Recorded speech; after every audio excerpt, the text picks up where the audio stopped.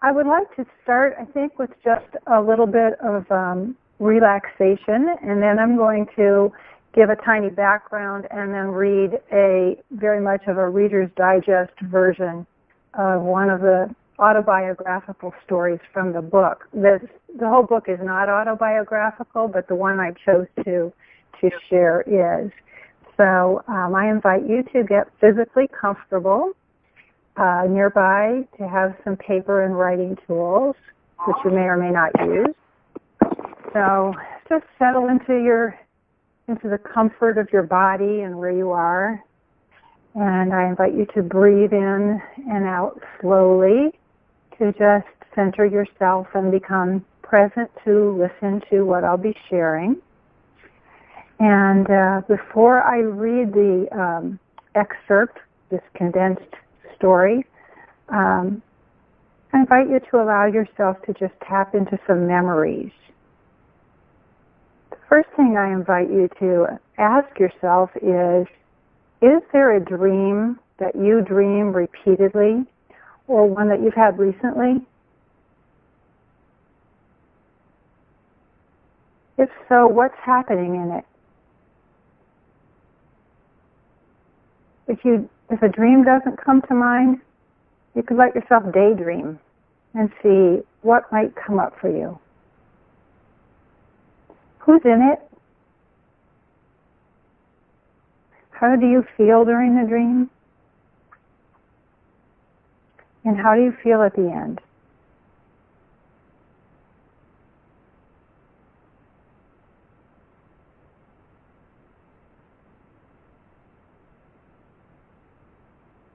Take a few more deep, slow breaths in and out, breathing in peace and breathing out any tension of the day.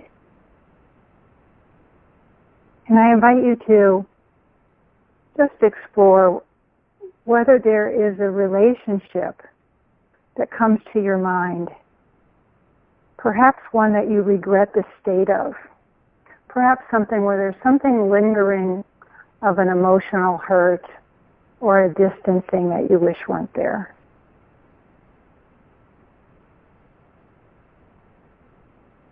This story is about my daughter and me at a time when we were estranged. If you have a daughter, or if you, as a daughter, experienced anything like that with your mother, maybe those will come to mind.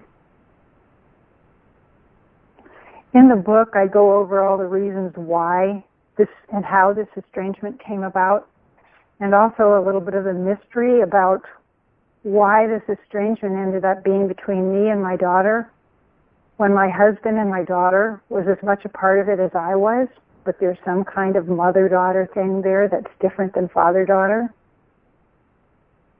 So as you hear today's excerpt, you might think of my daughter as the person that came to mind for you, or you might even think of her as your inner child or a younger version of yourself.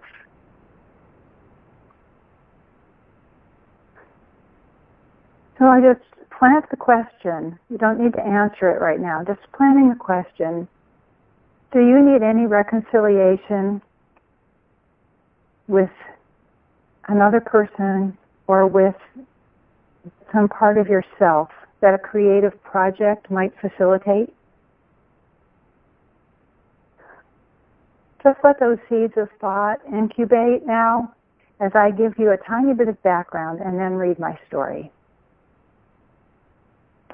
When Casey was 16, she chose to go away to an East Coast prep school, much to my chagrin, and a rift started to develop between us. It was really a thing about separation and independence. Then when she was 18 and a college freshman, her sister Brenna, who was 16 at the time, got pregnant and made the choice to keep her baby. As you might imagine, that was a really tough time for our family. 7 weeks before Brenna's due date, her water broke and she was hospitalized to hold off labor. 4 weeks later, in hospital that whole time, an ultrasound indicated that the baby's lungs were mature. My husband, Toby, called the frequent flyer desk to book a flight for Casey. And that Tuesday night, nurses hung the drip to start labor. On Thursday, October 7th, Brenna gave birth to her son. The next Friday morning, the following day, Casey flew home to meet him. I picked today for my opening because today is my grandson's 10th birthday. Uh-oh, choked up, tears. Okay, so here goes. I'm a quilter, sometimes wound as tight as a bobbin. My daughter Casey is a sensitive printmaker. Around her 21st birthday, my husband Toby, Casey, and I had an ugly scene, and she ended up leaving home, vehement, telling me she hoped never to set foot in our house again for the next 10 years. For the next 7 months, the only conversation she and I had amounted to, "Hi, how's it going?" and "Fine." I was heartbroken and praying for a resolution. I'll pick up the story one early December day when Casey called my husband's BlackBerry and asked to speak to me. When I said hello, Casey faltered. When I'm in California over winter break, I wonder if maybe you'd like to collaborate on a fiber arts project. Her idea was to combine her drawing, painting, and embellishing talent with my fabric and quilting experience. Maybe we could approach it as like a way to heal our relationship, she offered uneasily. I'll stay with Brenna and Elliot, but I'd like to spend some time with you in this project. With tears in my eyes, I replied, "Your timing is perfect. I'd like nothing better." I'd been in a dream group for years. Before Casey's arrival, I dreamed of sitting on the edge of an operating table that was lifting me several stories to where my clogged arteries would be repaired. I wasn't strapped on or sedated, and I was going into heart surgery without a second opinion. I risked falling off the rising table as well as not coming through the surgery. Next thing I knew, I was out of surgery and driving to the dentist.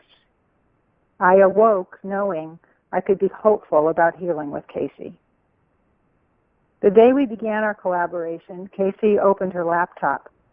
She'd collected images in a Mom Project folder. We added images I'd saved. She suggested taking turns selecting elements from those images to inspire our wall hanging. "May I start by selecting the format of that print of yours?" I asked. "I like your border and its lines, suggesting perspective."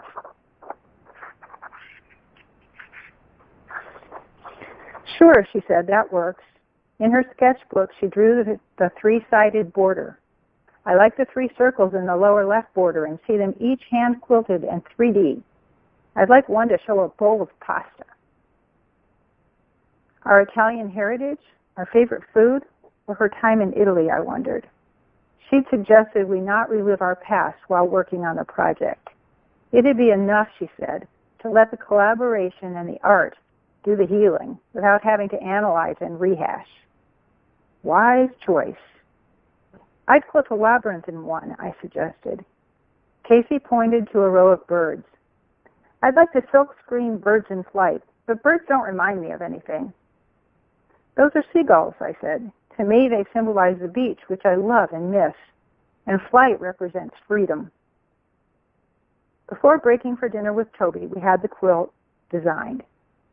Over a dessert of chocolate chip cookies, she brought up a 2-year-old Hurt. "I never told you how angry I am that you guys excluded me from a key family event, being there when Brenna had her baby. Didn't you ever think how you made me lose an opportunity that's never repeatable?" Toby and I sympathized and then asked, "How could we have gotten you a flight during the school week when the time of birth couldn't be known? We were thinking about how many days you could miss. And you got to see Elliot when he was only 1 day old." We reminded her of the strain we were all under then, making rational thought a challenge. Another 20 minutes of listening to Casey's feelings. Toby and I acknowledged that an explanation couldn't undo the loss.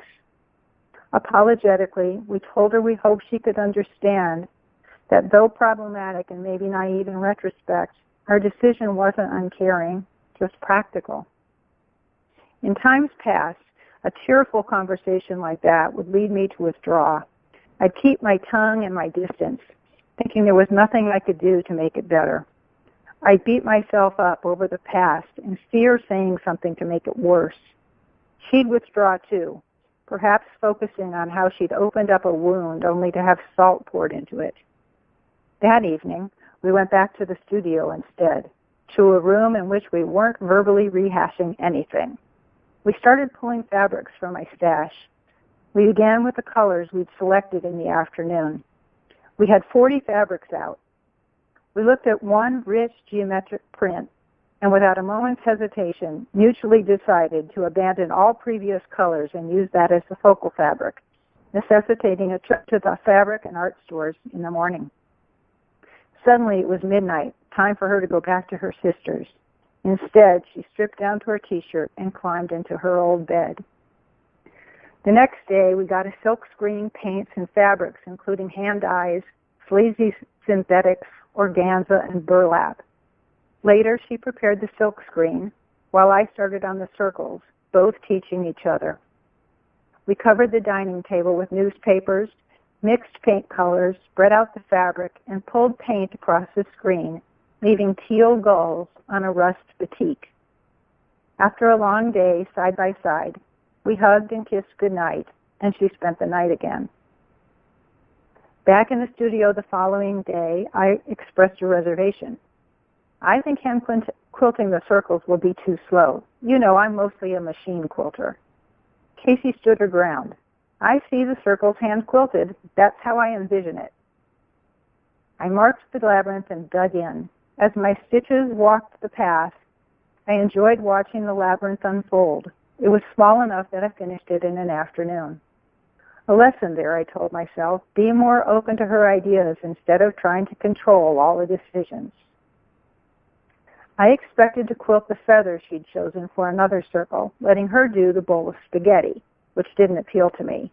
But no, I had to mark the feather and let her hand quilt it.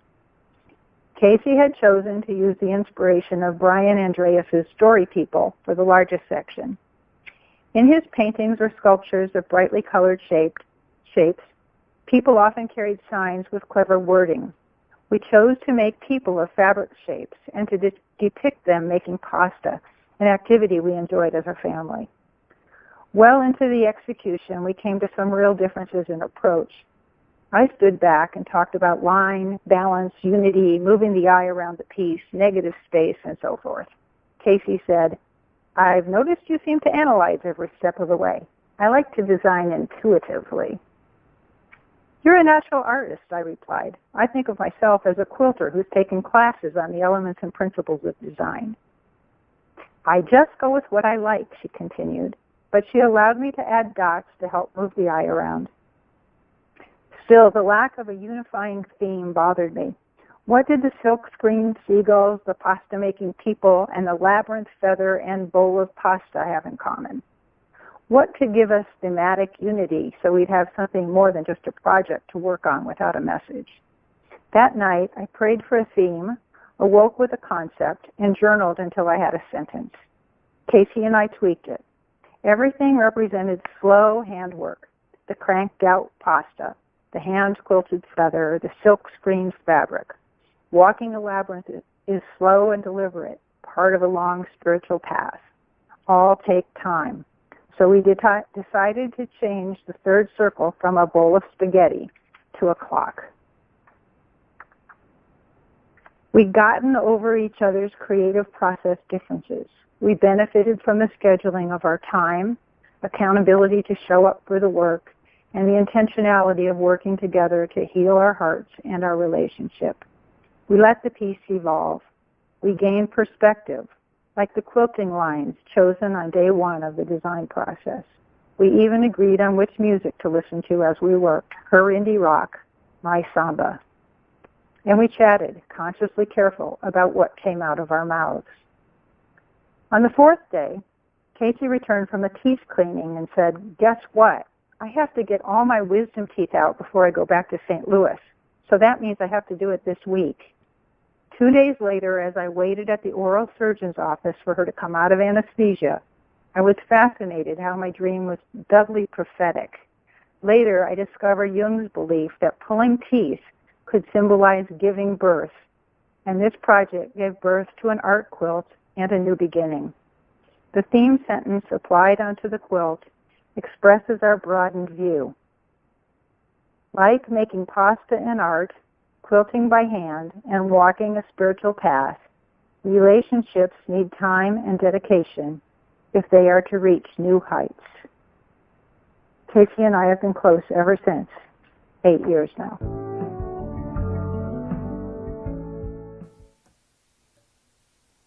I hope you found that a moving story and also an encouraging one. I have to admit that I'm a little bit embarrassed that it wasn't my idea to do the collaboration in order to heal the relationship. It was my daughter Casey's idea. I'm really grateful for that, and I've learned from that. And I hope that this maybe inspires you in some way. Perhaps in the beginning when we talked about memories and we talked about mother-daughter or mother-father-daughter or father-daughter relationships, it may have brought up something in your life that you would like to pay a little bit of attention to. And so I invite you to just reflect a little bit about that. Even as we're talking about it right now, if you have a piece of paper nearby, you might just put down a few words that come to mind or a little drawing that will remind you of something that you might want to explore in your quiet time. Also, it may trigger, as it has for other people that I've shared this story with, perhaps you don't relate to me as the mother. Perhaps you relate to this story and you relate to Casey because of issues you may have had with your own mother. It's worth looking at those, and I'm not necessarily suggesting everybody needs to do a creative project to work through them, but you could also just do an artistic or creative project on your own to honor the memory of someone important in your life, or to kind of work out some of the feelings that you may have had, perhaps to come to a place where you can see things from what story you might have been telling yourself, as Brene Brown would say, that may not be the truth. It may have been your perspective at the time and the best you could do at the time, but in retrospect and with some wisdom and maturity, maybe you can look at the whole situation and see it a little bit differently and find it in your heart to forgive anything that you thought was unforgivable at the time. So I just suggest that you play with that a little bit. Also, perhaps the dream aspect of this story intrigues you. I am very interested in working with dreams. I'm currently offering an e-course so I can help people work at their own pace through a series of 10 emails that you get, and they describe in each one a step in the process of starting to work with your dreams, because dreams really do have messages for us. They sometimes prefigure something that's going to happen in our lives, or they look back and give us a new way of looking at something that's already happened. So I would invite you to do that. Thank you so much for watching this video. Any feedback is welcome. You can reach me, Chris Smith, at www.reapasyoussow.com, and that's REAPASYOU, and it's SEW, reapasyoussow.com. Thanks so much. Till next time, bye-bye. God bless you.